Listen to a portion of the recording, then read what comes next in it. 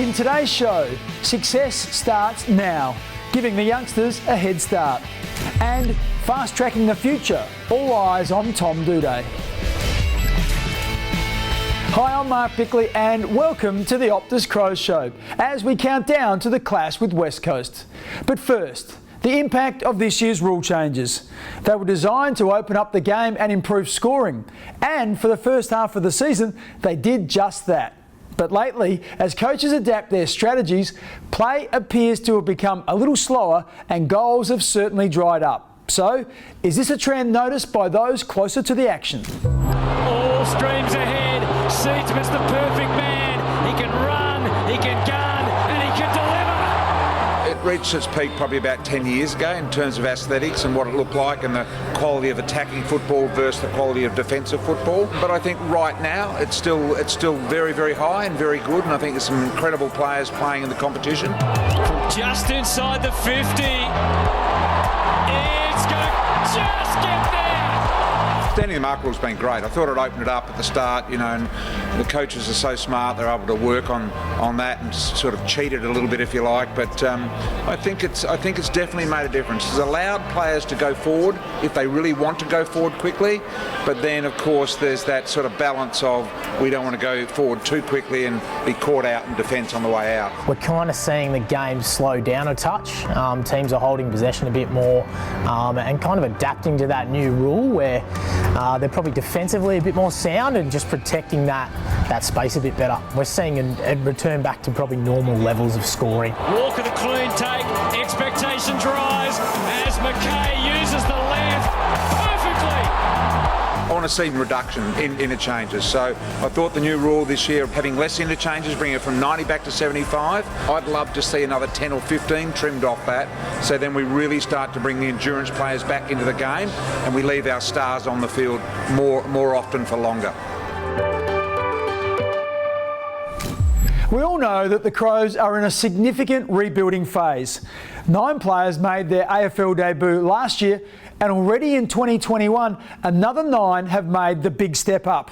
It's been important for the club to generate a dynamic and inclusive culture to develop the next generation. For example, the football department has come up with some innovative ways to break the news of AFL selection. Hey Mars, Mars, you got a sec? Let's go, in here. Before we head downstairs, we have the pleasure of announcing, well, maybe, a debutant for this week. Get your phone out, turn the sound on full. First phone that rings must be answered on speakerphone and you have to have a conversation. What are you doing, Woos? I like these sort of jokes. Is Woozle gone in to get his keys? In footy clubs there are certain rituals and ceremonies that really held dear and they're time honoured, and one of those is the debutante. Good. Yes. Thank you.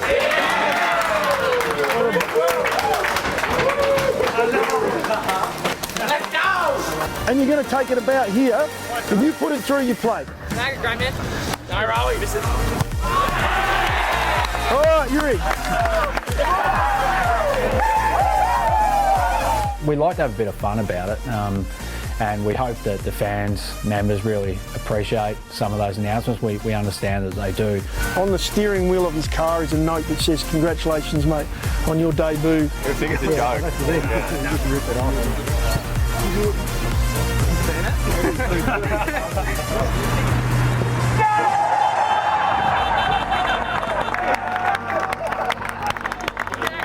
We've made sure that we've included families in that. It was challenging through COVID, and a lot of the inclusion was done via Zoom or Teams meetings. I just wanted to have a chat.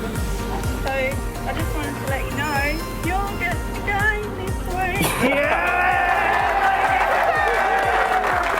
week. More pleasing of recent times has been to have the families actually in the change rooms, which is the ideal setting. But we really want to celebrate those moments as a football club. They're significant in the players' career, they're significant for the families that have supported them along the way, and they're really significant for the footy club as well. So we want to celebrate that success as a club, and we put a lot of time and effort into making sure that we honour those players in the most appropriate way. Being able to share in those special moments certainly brings fans closer to the club. And no one exemplifies the team's investment in youth more than Tom Doedee. We'll catch up with him shortly.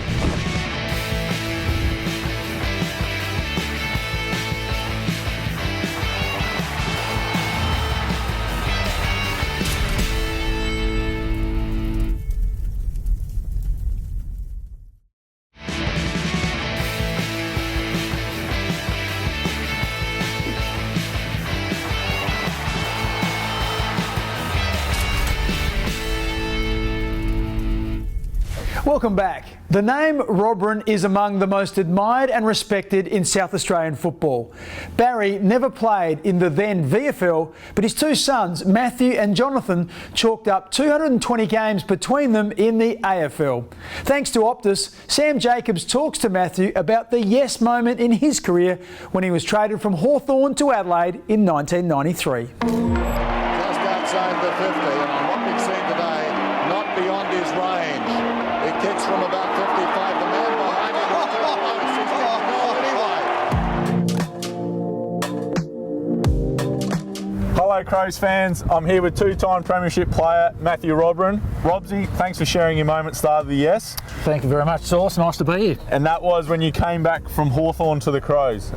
You obviously had 1 year playing at Hawthorn, then we'll touch on you had a year of footy off in 92 and then you came back to the Crows to play the rest of your career. Yeah, that's right. I was certainly had an enjoyable year at Hawthorn my first year. It was a great experience being in the system for the first time, but I was just a young, I think 20-year-old at the time, got very homesick after 12 months and wanted to come back, and thankfully, as it turned out eventually, I was lucky enough to get on the Crows list in 1993. Now the ironic thing with you coming back to the Crows is that the pick they gave up, who'd they use it on? Well, they picked my brother. The Crows did a deal at the end of 1992. I can't recall what pick it was, but Hawthorn with that particular pick picked up my brother, so it was pretty much a Rob Bryn for Rob Bryn swap. Now, your time at the Crows was obviously full of success, which is always nice. How do you remember, the premierships and that period at the club? Oh, you look back on it very, very fondly. Probably the two most successful years that the club's had throughout its 30-year history at the moment. Jarman gets it quickly on towards Eccles, who in turn finds Rob Bryn. Prelim of 1998. Was that the most perfect day that could have happened for the Crows? To play the way we did in that preliminary final against the Bulldogs and completely dominate pretty much from the opening bounce. I think really from half-time onwards the game was pretty much over. We'd had such a commanding lead, and I was lucky enough to get on the scoreboard a couple of times. Bungies kicked 7 goals, and everybody that played that day played their role perfectly. Towards Rob Bryn. Takes the mark at half forward, the big man, and he'll look down the ground. Down towards Modra. Bang! He lets one go. He lets one go! You love kicking a barrel, and you actually struck a few, just right over here at Footy Park back in the day. You kicked a few big ones. Yeah, and we're lucky enough that Blighty was one of those coaches that gave you license to do that. His mantra was if you have a crack and it works, keep doing it until it doesn't. And once it doesn't work, you put it back in the kit bag. Yeah, I was lucky enough to get onto a few in my time, but on the other side, there are a few that didn't work as well, I must admit. Beautiful, Robsy. Thanks very much for sharing your moment start of the yes. Pleasure, Sauce. Thank you for having me. One of Matthew's best ever games was kicking 6 goals in the 98 prelim. Each week this season, we're reliving a memorable Crows comeback, and the final minor round game of that 98 season heralded a major form turnaround. Up until then, the team was given little or no chance in the finals. In fact, we had to beat the Eagles in Perth just to make the 8. The swoop on it is Modra. What a goal by Tony Modra! Coming up is Wooden. Well, Wooden far too slow. It was Wooden. It's grabbed there by McLeod. McLeod kicks it. Goal, and that's a magnificent goal. Having won only once in 6 years at Subiaco, the odds were firmly against us. But we shocked the home crowd with a 25-point victory. The rest, as they say, is footy folklore. Wins in 4 consecutive interstate finals earned the club a well-deserved second premiership. They've done what we thought was impossible. They've been to Perth, to Melbourne, to Sydney, to Melbourne, and they've come back. Great memories. Now, after being drafted in 2015, Tom Doedee had to wait 3 years to make his AFL debut. Injuries have severely disrupted his career and he's played fewer than 50 games. But already he's been elevated to the leadership group and was even acting captain for several weeks last year. Tom's played every round this season, taking on the game's biggest forwards and adding to his well-earned reputation. Lewis up. Back to the flight. Doedee. It's unbelievable, that mark. 2018, when I first come in, it was Talia, Hardigan, Brown, Smith, Laird, and I was the young bloke in there, and I got sort of looked after and just played my role and did what I could. And 2019 with the ACL, it was more start coaching, and the funny thing being that the year that I coached was Butsy, Hamill and Scholl and now CJ, and they've all become my backline friends down there. To the wing, it was a long ball, and Doedee, he'll do that all day long. Gets it in towards full forward, but it's superior. De Gully, beaten by Doedee. I think it went from being a fit in and do my job to now being trying to not just play my role and help the team, but also coach on the field, voice, leadership, all that sort of stuff becomes paramount. And the beautiful thing of it, this group is so easy to coach, they're so easy to talk to, and they listen, they respond, they give you a lot back. And if they were a group that was a bit stubborn, maybe it'd be a bit harder, but this back group, we gel together. And I think he's done it. I tell you what, he has. To be honest, I haven't really had too many things that have pulled me out of trainings, or even things like flush runs, captain's runs I've been able to get through all week. And then all year it's just been pretty much a cycle of play, recover, train and not have any setbacks throughout it. And it's been, it's been incredibly positive considering the last couple of years where I've had setbacks. Tom certainly leads by example with his courage. Stay with us after the break. Smithers catches up with another youngster who's living his AFL dream.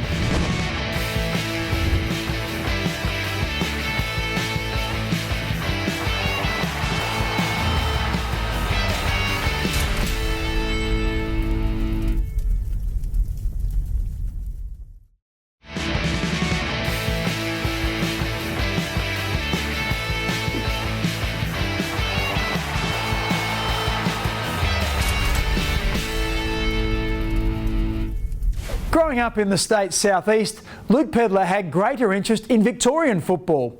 But all that changed when he moved to Adelaide for school. Thanks to Thomas Farms, Brodie Smith talks to Luke about his footy journey and his AFL baptism at the Crows. All right, this week we're joined again by Luke Pedlar. Peds, thanks for coming back on the show. No worries, Smithers. What happened last time? Today we're joined by Luke Pedlar. Peds, thanks for joining me. No worries, mate. You're a bit nervous. I was just a bit tired, actually, I think. Got a bit nervous early on. Yeah. All right, talk us through your draft year, where you're from, give us a bit of a background. Yeah, from the Kingston Southeast. Come up to PAC in year 11, played for Glenelg Bays. Got 3 or 4 games in with Glenelg under 18s and then went back to school footy and got a little bit injured. And then when you got to the club, who'd you move in with? Tommy Doedee took me in straight away. Him and Am stayed with them for I think a week and a little bit. Just settled in and sort of showed me the way around and that sort of thing, and then decided to move into a host family with Sam Berry. And any dirt on those boys? Who's the better housemate, Tommy or Bez? Hey, Tommy, I didn't really spend that much time with him, but no, Bez is pretty good. He's a bit cleaner than me. He probably thinks I'm a bit of a... Well, he did say on the show that you leave your towels everywhere and don't leave any for him and leave the house a mess. So yeah, a little bit. That's because I use them for my hair as well, so I just chuck it on the side. I should hang it up. And I've noticed you've sort of got caught up in a bit of a war with Seedsman, Walker, Matt Crouch. You're sort of in that locker area. Yeah. Are you playing any pranks there, or are you getting stitched up? I try to keep to myself because I don't trust any of them. But I've been framed for a lot of stuff and I've copped it where I haven't really gave too much out. I keep it secret. I'm still not revealing what I've done. Perfect. Smart. All right. Thanks for joining us, Beds. Cheers, Smithers. Luke has all the attributes to be an aggressive inside midfielder. Following our round 18 clash with the Eagles, the Crows have just 3 remaining home games. The best way to ensure you have a seat at Adelaide Oval is with a Crows 3-game membership. You'll receive general admission access, a membership pack and exclusive email communication. Join now at crowsmembership.com.au. Toyota is well into its 14th year of the Toyota Good for Footy raffle, which has raised over $7 million nationwide. Already this year, Toyota has helped clubs raise over $600,000, and there are still 6 weeks of fundraising to go. Buying a ticket will not only help your local club, but you'll be in with a chance to win a brand new Toyota. This week, Crows players dropped into Toyota for a closer look at this year's Good for Footy raffle prize vehicles. We are here at Toyota and we're going to check out some of the great cars that you can win for the Toyota Good for Footy raffle. Let's check them out. I could see you in a Yaris Cross. I don't know if I'll fit. Well, this is the new look Camry. It's like the foundation Adelaide Crows car, the Camry Crows car. But what do you like about it? I like that it looks sporty, which suits us, just being sporty people, and I think the grille looks really nice as well. One of the cars I love, Aaron, is the Yaris Cross. Yeah. One of the key features, which is good as well, is the keyless car entry. Yes, that's handy, especially when you're carrying your footy bag. A great all-round car. I could see you in this. You might need a sunroof though. Like a big giraffe driving it. Here with the award-winning RAV4. What do you like about it? The main thing I like, Aaron, is how spacious it is, even for a big body like myself. And you've still got plenty of room. Great technology, Apple CarPlay and Android Auto. You just plug your phone in and off you go, play all your music through the system, which is fantastic. Plenty of room within the car as well to put the dogs in the back, the kids in the back seat as well. 3 beautiful hybrid cars. What do you love about the hybrid motors? I love that this has still got a powerful petrol engine. And fuel-saving electric engine as well. So 3 fantastic cars, all for the Good for Footy Toyota raffle. They can win these. What a fantastic prize. Well done, Toyota. What's your favourite car? I think I love the RAV4. Come on, Yaris Cross. Support your local club by buying a $5 raffle ticket. Search Toyota Good for Footy raffle. Now, we all have our favourite Crows memories, and shortly we'll hear one fan tell us why Rue's final home game was so special for her family.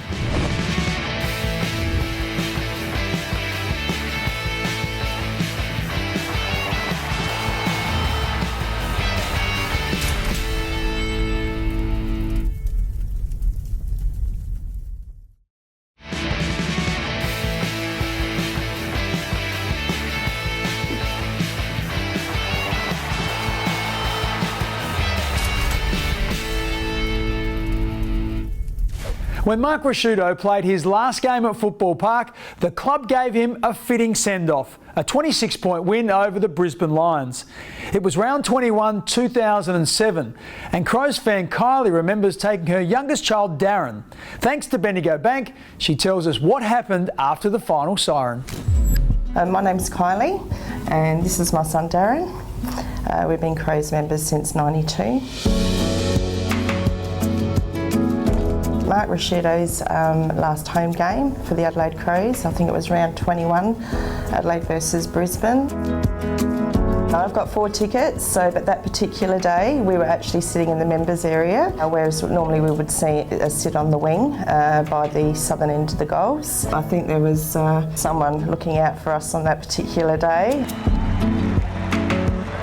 And after the game, my son went down to the fence line, and Mark Ricciuto was walking towards us, and there was a lot of kids there going, me, give me the ball.